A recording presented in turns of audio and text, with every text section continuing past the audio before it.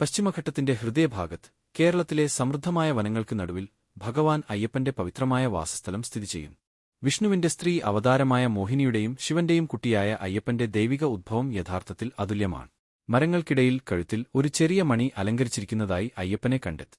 പിന്നെ മണികണ്ഠൻ എന്ന് പേരുവെച്ചു, മണിയിട്ടവൻ.